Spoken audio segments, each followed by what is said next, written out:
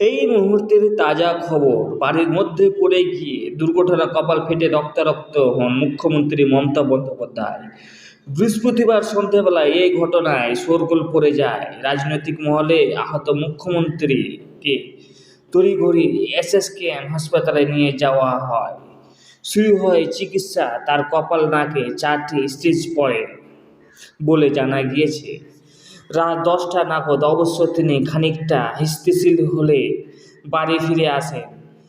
তবে রাতে এসএসকেএমের অধিকর্তা ডাক্তার মণিময় বন্দ্যোপাধ্যায় সাংবাদিকদের মুখোমুখি হয়ে দুর্ঘটনা নিয়ে যা বললেন তাতে বিস্ময়ের শেষ নেই। তিনি জানালেন, পিছন থেকে ধাক্কা খেয়ে মুখ্যমন্ত্রী পড়ে গিয়েছেন, আর তাতেই এই দুর্ঘটনা হয় বলে জানালেন এসএসকেএমের অধিকর্তা ডাক্তার মণিময় বন্দ্যোপাধ্যায়। নিজস্ব চিত্র।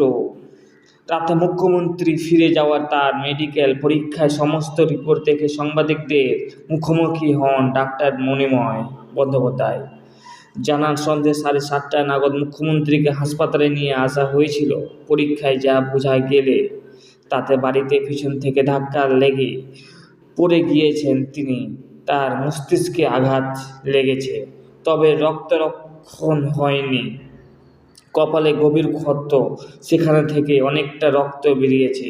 পরে মুখ্যমন্ত্রীর ভৃত্যবুদ্ধ তথা তৃণমূল কংগ্রেসের কাজী বন্দ্যোপাধ্যায় জানান, বাড়িতে পড়ে গিয়েছেন তিনি। কিছু ধাক্কা লেগেছিল বলে শোনা যাচ্ছে।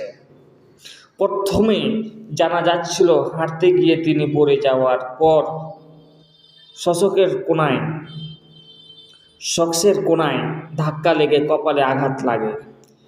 এসএসকেএমের ডাইরেক্টর আরও জানান, হাসপাতালের নিউরো সার্জারি বিভাগের প্রধান, মেডিসিন এবং কার্ডিওলজি বিভাগের চিকিৎসকরা মুখ্যমন্ত্রীর শারীরিক পরীক্ষা করেছেন।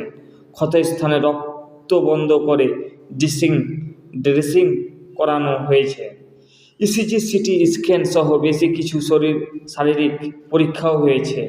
প্রয়োজন মতো রাতে মুখ্যমন্ত্রীকে হাসপাতালে থেকে যাওয়ার পরামর্শ দেওয়া হয়েছিল, কিন্তু তিনি বাড়ি ফিরে যেতে চান। তবে মুখ্যমন্ত্রীকে কড়া পর্যবেক্ষণে রাখা হবে বলে জানিয়েছেন ডাক্তারেরা।